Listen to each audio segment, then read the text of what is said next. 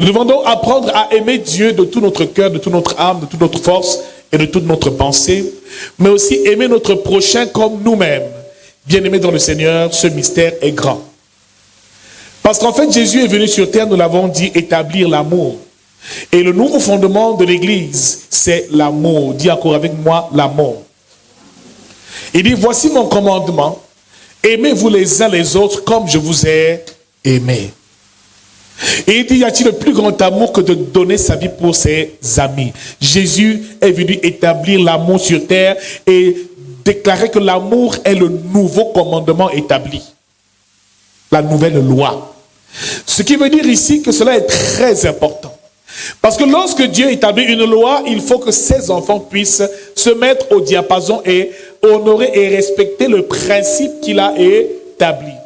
Dans le livre d'Exode chapitre 20 au verset 1, la Bible nous parle des tables de la loi et des 10 commandements que Dieu a établis. Mais à l'arrivée de Jésus-Christ, il établit un nouveau fondement. Mais il dit, je ne suis pas venu abolir la loi, mais je suis venu la accomplir.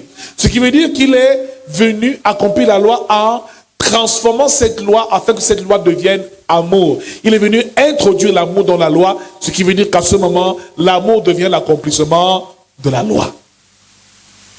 Bien aimé, beaucoup de chrétiens ne le savent pas, mais notre réussite en tant qu'enfant de Dieu est liée à l'amour que nous avons pour notre Dieu.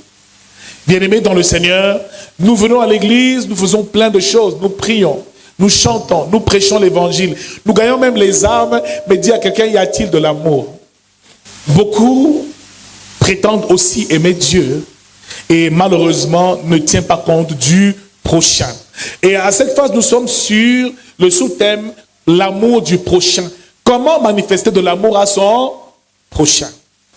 Nous ouvrons nos Bibles dans le livre de 1 Jean, chapitre 4, pour la lecture de cette matinée.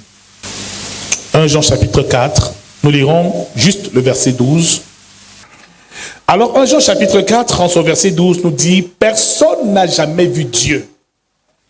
Et si vous vous aimez les uns les autres, Dieu demeure en vous. Mais aussi une autre chose, son amour est parfait en vous. » Bien-aimés dans le Seigneur, ce premier texte nous renseigne sur une chose, c'est que personne n'a jamais vu Dieu. Maintenant, pose la question à ton voisin, as-tu déjà vu Dieu?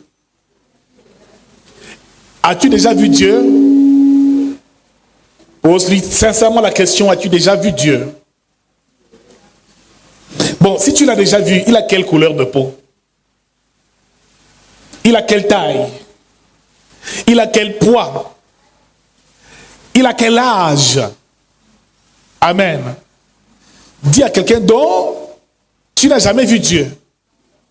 Mais quand même tu crois en Dieu. C'est incroyable. Tu n'as jamais vu Dieu, mais tu crois quand même en lui. En un être que tu ne vois même pas. Est-ce que Dieu est déjà arrivé dans ta maison et je te donnais un plat à manger? Est-ce que Dieu est déjà entré dans ta chambre, peut-être te dire, fais bien ton lit? Bien-aimé dans le Seigneur, la Bible est formelle ici. Personne n'a jamais vu Dieu. On peut avoir une idée de qui est Dieu, mais personne n'a jamais vu Dieu. Et il dit, si nous nous aimons les uns les autres, Dieu donc demeure en nous et son amour est parfait en nous. Le deuxième texte, au verset 20 nous dit, si quelqu'un dit j'aime Dieu, mais qui haïsse son frère, c'est un menteur. Si tu dis donc que tu aimes Dieu, que tu ne vois pas, et que malheureusement tu as de la haine envers ton frère, ça veut dire que tu mens, tu n'aimes pas Dieu. Car celui qui n'aime pas son frère qu'il voit, comment peut-il aimer Dieu qu'il ne voit pas? Ce message est très profond, qui nous renseigne ici sur une dimension de l'amour très importante, c'est de comprendre une première réalité dans ce qu'on appelle l'amour du prochain, une première réalité. C'est que l'amour qu'on a envers le prochain est le signe de notre amour pour Dieu. Première Réalité qu'il faut découvrir ce matin et assimiler et comprendre. Aimer son frère, aimer sa sœur, aimer les hommes, ici, c'est le signe de notre amour pour Dieu. Dieu est assis dans les lieux célestes, c'est ce que la Bible nous dit. Mais Dieu aussi est en chacun de nous.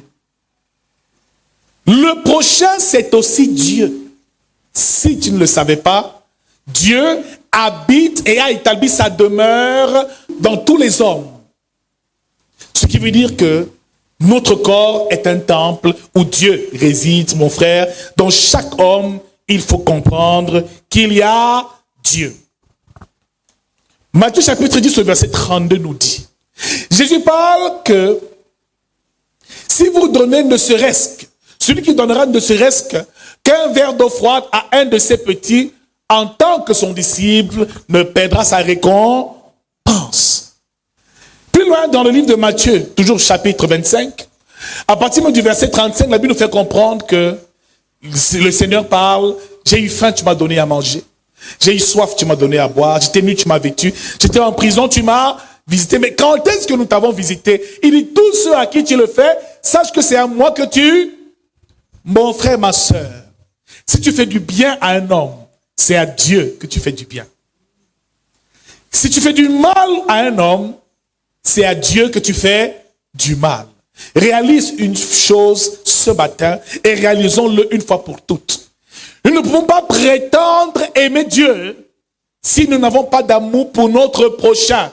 Le signe qui montre qu'on aime Dieu, c'est qu'on aime prioritairement notre prochain parce que en notre prochain, il y a Dieu. Celui qui fait du bien aux pauvres. Celui qui donne à manger à celui qui a faim. Celui qui gagne les âmes parce qu'il ne veut pas que ses âmes se perdent dans la géhenne. Celui qui pratique des bonnes œuvres et qui aime son prochain, qui lui manifeste de l'amour, bien-aimé dans le Seigneur, le fait à Dieu. Beaucoup pensent qu'ils peuvent vivre leur vie chrétienne seulement une place, entre moi et mon Dieu. Beaucoup servent même Dieu avec la prétention qu'effectivement ils sont irréprochables, mais malheureusement ils ne manifestent pas de l'amour aux autres, ni à leurs frères, ni à leurs sœurs, mais ils viennent tous les jours à l'église et pensent adorer Dieu. Mon frère, celui qui est son frère, celui qui ne manifeste pas de l'amour à son frère, quelles que soient les prières qu'il fait, ces prières ne sont pas agréées par Dieu. Comment peux-tu prétendre aimer Dieu que tu ne vois même pas, mais haïr ton propre frère que tu vois? Ne sais-tu pas que le prochain, c'est aussi une partie de Dieu? Bien-aimé dans le Seigneur, ce mystère est très grand. Moi, je ne gère pas les hommes. Quel que soit ce qu'il faut, moi, je m'en fous, c'est une place. Qu'ils meurent ou qu'ils fassent ce qu'ils veulent, ça m'a... Tant que je suis en bon terme avec mon Dieu, ça me va. C'est une logique que beaucoup de chrétiens ont. Parfois une logique égoïste et individualiste dans l'église, et cela empêche effectivement à Dieu de se manifester. Chaque fois que tu fais du bien à un homme, chaque fois que tu pratiques la charité, chaque fois que tu pratiques l'aumône, des actes d'amour envers quelqu'un qui souffre, c'est à Dieu que tu le fais. Alors ne regarde pas l'homme, mais regarde Dieu qui habite en chaque homme. C'est pour ça que malheureusement, nous ne faisons pas du bien à certaines personnes, parce que nous pensons que ces personnes ne peuvent pas nous rendre l'appareil. Mais si tu sais qu'en donnant du pain à un pauvre, en aidant la veuve et l'orphelin, c'est à Dieu que tu le fais, mon frère, tu comprends ici qu'il y a une dimension qu'il faut atteindre dans l'amour. Bien-aimé, aime ton prochain comme toi-même. Bien-aimé, sous la grâce, selon ce que Jésus nous enseigne, nous devons donc marcher dans l'amour. Cela veut dire que tout ce que nous allons accomplir durant notre marche avec Dieu doit être teinté et scellé du sceau de l'amour. Nous devons prier par amour. Nous devons jeûner par amour. Nous devons accomplir notre tâche en tant qu'enfants de Dieu par amour, d'abord pour Dieu, mais aussi par amour pour les hommes.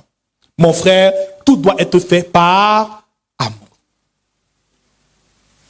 Quand tu donnes ton offrande, il faut simplement que la reconnaissance, la gratitude du sacrifice de l'amour du Seigneur Jésus-Christ accompagne chaque acte que nous accomplissons. Beaucoup ne le savent pas. L'amour est le nouveau fondement. 1 Corinthiens chapitre 16, verset 14 nous dit que tout ce que vous faites soit fait avec amour. Parle avec amour. Reproche avec amour. Aide avec amour. Bien aimé, beaucoup de personnes, même en aidant leurs frères, accompagnent cette aide de paroles chagrines. Je te donne mon argent, mais quand je te dis, je te demande de me faire un service, tu ne le fais pas, tiens, je te donne. Non, mon frère. Si tu donnes quelque chose à quelqu'un et tu pratiques un acte d'amour, de générosité et de bonté, il ne doit être accompagné d'aucune parole chagrine. Mon frère, n'insulte personne quand tu l'aides. Ne te vante jamais d'avoir fait du bien à quelqu'un. Car ce n'est pas à la personne que tu fais du bien, c'est à Dieu que tu le fais. C'est par amour pour Dieu. Ah, c'est moi qui l'ai envoyé à l'école, aujourd'hui elle a réussi, elle ne pense plus à moi. C'est moi qui l'ai fait, qui ai payé ses études. En fait, tu ne le faisais pas pour Dieu, mais pour toi-même. Bien-aimé dans le Seigneur, comprenons une chose, quand il n'y a pas d'amour dans une pratique, dans notre vie au quotidien, Dieu ne pourra jamais agréer nos prières, quel que soit ce que nous allons effectuer. Sans amour, nous ne pouvons pas être agréables à Dieu. Tout ce que nous faisons sans amour, pour Dieu ne compte pas. Si tu le fais pour ta gloire personnelle, ça ne compte pas. Si tu donnes ton offrande pour impressionner quelqu'un, ça ne compte pas. Si tu viens ici pour faire le ménage, faire l'évangélisation, gagner les âmes pour impressionner qui que ce soit, ça ne compte pas. Tu dois être conduit et nous devons tous être guidés par l'amour. Amen. Ne viens pas parce que tu cherches un miracle, mais viens parce que tu aimes Dieu. Plus tu vas grandir dans l'amour de Dieu, et plus le miracle sera ton partage au nom de Jésus-Christ. Parce que ce que Dieu désire, c'est d'abord que nous soyons à lui, et que nous soyons avec lui, que nous vivions par lui, et que nous lui manifestons un amour sincère et inconditionnel. Bien-aimé dans le Seigneur, quand je prie, c'est par amour. Quand je prêche, c'est par amour. Quand je loue, c'est par amour. Quand je soutiens le prochain, c'est par amour. Et quand j'aide ceux qui souffrent, c'est par amour. Mon frère, je ne fais jamais une chose pour un homme, mais par amour pour Dieu et par amour pour cet homme au nom de Jésus-Christ. L'amour a un pouvoir. L'amour est le pouvoir le plus puissant, ou la chose la plus puissante qui soit dans l'univers et dans le monde. C'est un sentiment très fort. Pour certains qui pensent que c'est un sentiment. Parce que Dieu a aimé le monde et il a sacrifié son propre Fils, dont le salut du monde découle de l'amour de Dieu pour l'humanité. Le sacrifice de Jésus était lié à l'amour qu'il portait pour l'humanité et pour les hommes. Il y a-t-il de plus grand amour que de donner sa vie pour ses amis? Parce que l'amour est la seule chose qui peut t'amener à te sacrifier. Je demande à quelqu'un, t'es-tu déjà sacrifié pour quelqu'un un jour? As-tu déjà porté la croix d'une personne un jour? As-tu déjà pleuré quand tu vois ton frère qui souffre? Es-tu sensible à la douleur des autres? C'est à cela que Dieu se rassure de l'état de ton cœur et de ton amour. Mon frère, quand quelqu'un est malade, tu dois le ressentir et souffrir. Beaucoup sont malheureux dans l'église et dans le monde. Mais personne ne leur tend la main parce qu'ils attendent peut-être impressionner Dieu par une chose ou une autre. Mon frère, Dieu commence par le prochain. Nous allons voir ce matin, avant de nous séparer, deux pouvoirs que nous accorde l'amour. Deux pouvoirs de l'amour. 1 Pierre chapitre 4, verset 8 nous dit, l'amour couvre une multitude de péchés. Le premier pouvoir de l'amour, c'est que l'amour a la capacité de couvrir et même d'effacer le péché de l'homme. Pour ceux qui ne le savent pas. celui qui aime et qui manifeste permanemment de l'amour aux autres, pour cela, Dieu couvre son péché. Il dit aussi, pardonne-nous nos offenses, comme nous pardonnons à ceux qui nous ont offensés. Dieu te pardonne si toi aussi tu pardonnes. Car pardonner, ou le pardon est dans l'amour. Si tu arrives à pardonner à quelqu'un qui t'a offensé, Dieu te pardonnera aussi à toi-même ton offense. Donc celui qui permanemment pardonne aux autres et les délits dans leur cœur, permanemment, Dieu lui aussi pardonne ses propres péchés. Mais si tu ne pardonnes pas et ne manifestes pas de l'amour, les portes des cieux te seront fermées. Donc quand on pardonne à son prochain, c'est qu'on se donne la possibilité à ce que Dieu lui-même nous pardonne. Si un jour nous avons commis un vol et que nous nous mettons dans la présence de Dieu en disant « Seigneur, pardonne-moi le vol que j'ai fait. Parce que je reconnais que j'ai offensé mon prochain. Seigneur, pardonne. » Dieu peut te pardonner.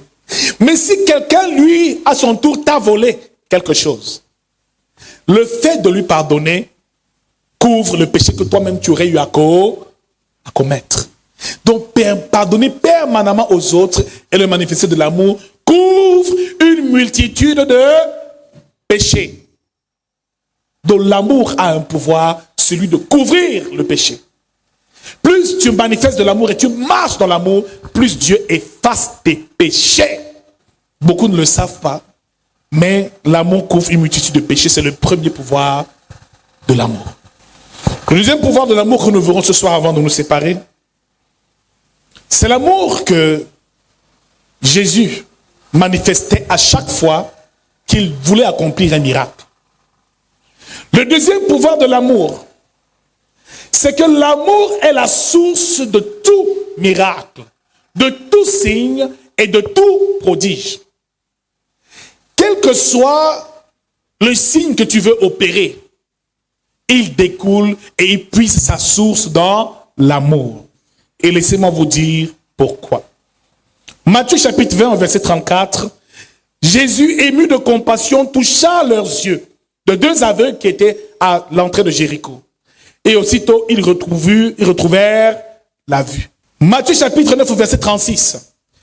Voyant la foule, il fut ému de compassion.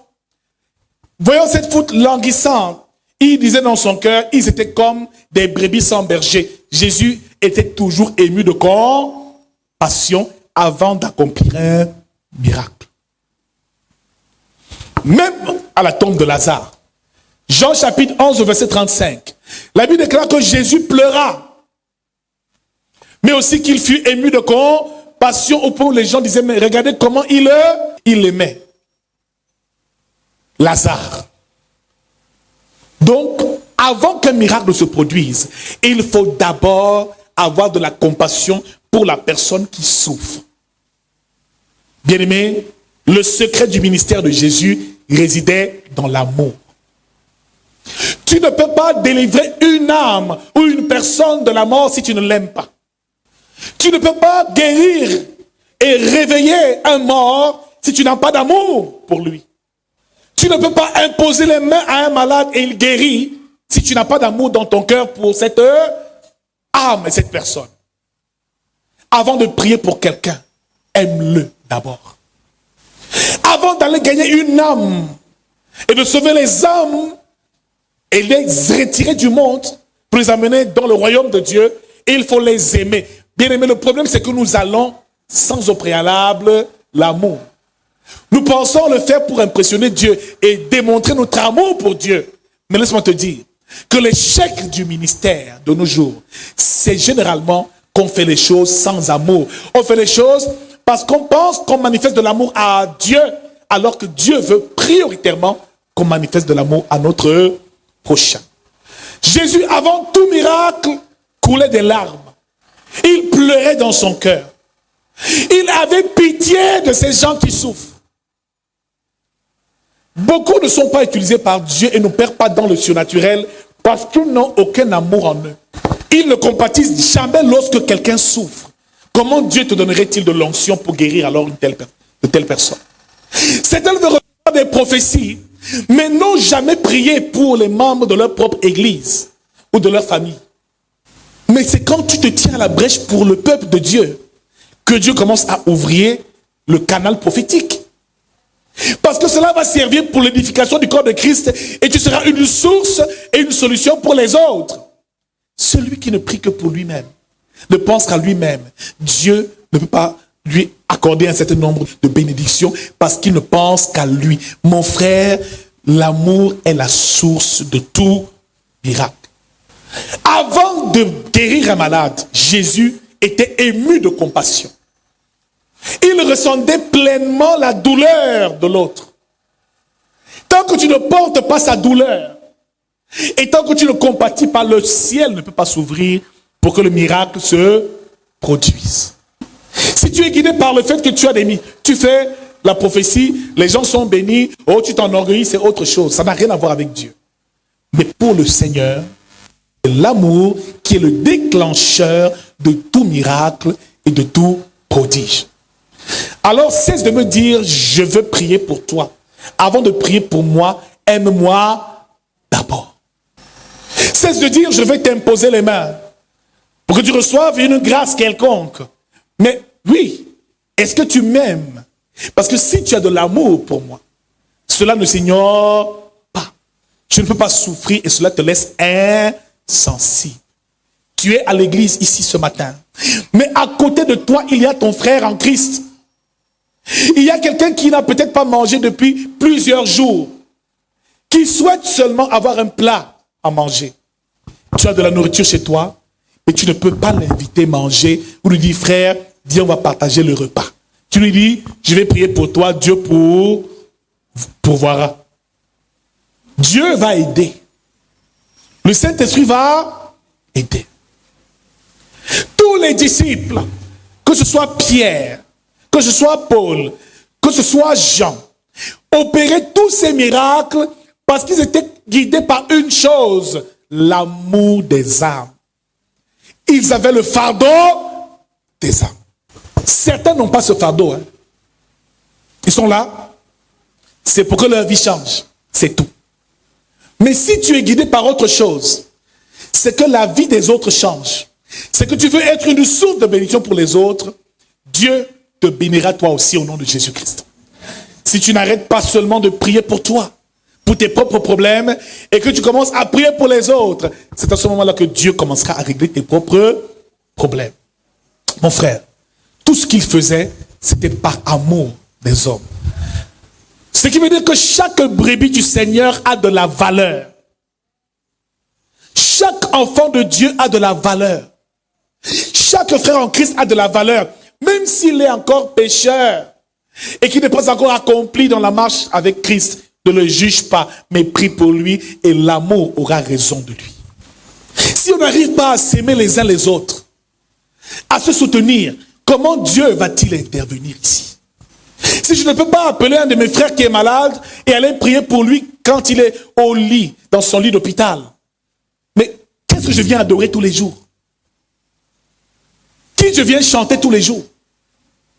Quand le salut des autres ne m'importe même pas, quand leur bonheur, je suis indifférent à leur bonheur, qu'est-ce que Dieu pourra faire pour moi? Le plus grand signe d'amour, c'est de gagner les âmes pour Christ. Celui qui a atteint à ce niveau, c'est quelqu'un qui a compris ce que Jésus désire. Le plus grand soupir du Seigneur, c'est qu'aucune âme ne se perde parce qu'il aime les pécheurs, même s'il est le péché. Il ne veut qu'aucun homme ne se perde. Il aime toutes les brebis et il est capable d'aller jusque dans le ravin, prendre une brebis et laisser les 99 autres. Celui qui commence à avoir le fardeau des âmes, prie pour leur salut. Fais tout pour que ces âmes soient gagnées. Mais on ne peut pas passer toute une année sans évangéliser et gagner même une seule âme. C'est pas normal. Mais où est notre amour? Dieu saura que tu l'aimes si tu te mets au service des autres. Ce n'est que comme ça que tu lui démontres un véritable amour et un véritable attachement. Ce matin, le Seigneur nous parle. Il nous demande de ne plus regarder au ciel. Et il nous dit qu'il est avec nous. Mais Dieu, c'est ton frère. C'est ta sœur. C'est ton voisin. C'est lui Dieu. Prie pour lui et gagne son âme au nom de Jésus-Christ. Bien-aimé dans le Seigneur, marcher dans l'amour te fait faire des sacrifices incroyables. Marcher dans l'amour te fait faire des sacrifices incroyables. Par amour, Jésus est mort. Nous aussi, nous devons mourir pour les autres. Souffrir pour eux. Transpirer pour eux. Et pour le salut de leurs âmes. Demande à quelqu'un, est-ce que l'âme de ton prochain a de la valeur à tes yeux? Si cette âme avait de la valeur, tu ne viendrais plus au culte tout seul. Tu prendrais des temps de jeûne et de prière, pas pour demander tes choses, mais pour que ton frère et ta soeur, eux aussi, puissent venir servir le Dieu que tu sers. Vous avez vu le témoignage de la maman ce matin, dit qu'elle est bénie. Parce qu'elle voit comment Dieu opère dans la vie de ses enfants. Mais ça fait des années qu'elle prie pour le salut de ses enfants. Tu dois ressentir cette douleur, cette compassion, à chaque fois un miracle doit se produire. Alors, dès l'instant où tu veux que quelqu'un soit guéri, tu t'approches de cette personne. Tu ne dis pas au nom de Jésus, maladie sort. Première étape, compatis d'abord. Tu ne peux pas le guérir si tu n'as pas compati. Ce n'est pas de la mécanique. Ça provient du cœur. C'est donc cette compassion qui émane de ton cœur, qui active les leviers dans le spirituel. Le Saint-Esprit descend opérer le miracle. Il n'y a pas de miracle sans amour. Qu'on ne vous trompe pas. Quelqu'un qui ne t'aime pas ne peut pas prier pour toi. Quelqu'un qui ne t'aime pas ne peut pas prier. Alors bénis Dieu pour les intercesseurs de l'Église. Pour ceux qui intercèdent pour les autres. Parce que c'est eux qui ont compris le vrai sens de l'amour. Ils s'oublient, mais ils pensent aux autres. Et Dieu ne les abandonnera jamais. Mon frère, ma soeur, ce matin, le Seigneur nous parle de l'amour, du miracle de l'amour. Il commence par le prochain que tu vois, pas par Dieu que tu ne vois pas. Maintenant, c'est l'amour que tu as envers celui que tu vois, qui atteste de ton amour pour celui que tu ne vois pas. J'aime Dieu, j'aime mon Seigneur. Un frère vient, maman, j'ai faim, je veux manger. Non, va là-bas, tu aimes trop demander la nourriture aux gens. Je n'ai rien à te donner. Tu as chassé Dieu. Ma soeur, pardon, aide-moi, j'ai besoin d'apprendre une formation. Si tu peux m'aider même pour ma formation. C'est Dieu que tu chasses quand tu n'aides pas la soeur. Tu es en train de dire, Dieu, je ne t'aime pas. On pense plaire à Dieu, alors que le prochain est là. Commence à être utile, ton frère, ta soeur en Christ. Parfois, nous sommes ici, on ne connaît même pas les prénoms des uns des autres. Demande à quelqu'un, connais-tu le nom de ta voisine? Demande à ton voisin, comment je m'appelle? Tu connais mon prénom? Demande à quelqu'un, est-ce que tu connais mon prénom? Bon, dis-lui maintenant comment tu t'appelles, comment tu te prénommes alors. Donne-lui ton prénom maintenant alors. Voisin qui est assis à côté de toi. Est-ce que tu peux te lever et te présenter? Lui dit, mon frère, je m'appelle tel. Mets-toi sur tes deux pieds. Lève-toi. Dis-lui, mon frère, sache que je t'aime. Touche son épaule, dis, sache que je t'aime. Et je te demande pardon si je ne connais pas ton nom. Pardon, dis-moi comment tu t'appelles alors. Le Dieu qu'on vient chercher là commence par toi. Amen. Maintenant, donne-lui ton prénom et présente-toi à ton voisin. Je m'appelle Mireille, je suis marié, célibataire, je travaille à tel. Peut-être que la solution du mariage là peut être ici. Oh. Alléluia. Tous les jours, oh Seigneur, délivre-moi du célibat. Je suis fatigué d'être seul. Le célibat en ici, le mari est là, oh, peut-être. Pardon, présente-toi, fais une bonne présentation. Je m'appelle tel. Et passe sur le shalom. Salut-le, dis-lui, je m'appelle tel. Je suis célibataire. Je suis travailleur ou chômeur. Tu pleures le célibat. Oh, les hommes me font ceci. Oh, mais tu es là, il est là à côté. Peut-être c'est même... c'est peut-être lui. Donne une chance au frère ce matin. Alléluia. Ouvre quand même une brèche que le frère puisse... traverser, amen, Il a au moins connu le prénom ce dimanche. Gloire à Dieu. Mais il sait aussi peut-être que tu es au chômage. Peut-être même la personne qui peut te trouver du travail est juste à côté de toi. J'ai souvent fait ce témoignage ici, une sœur qui demandait le travail. Le travail à Dieu, tous les jours, donne-moi le travail. Alors le pasteur a demandé de prier les uns pour les autres. Elle a tenu la main du monsieur qui était à sa droite. Elle a commencé à prier, Seigneur, aide-moi, je veux travailler à Orange. Seigneur, donne-moi les portes d'Orange, Orange et tout ça. Je veux travailler. Ah. Elle termine la prière, le culte s'achève. Le frère qu'elle a tenu, elle appelle, ma soeur, viens, je veux me parler. Tu dis que tu veux travailler à Orange. Elle dit, tu as déposé le dossier là-bas. Elle dit oui. Alors, c'est lui qui recrute. On appelle ça comment? Directeur, quoi? RH, des ressources humaines. C'était lui qui recrutait, il était dans la même église qu'elle.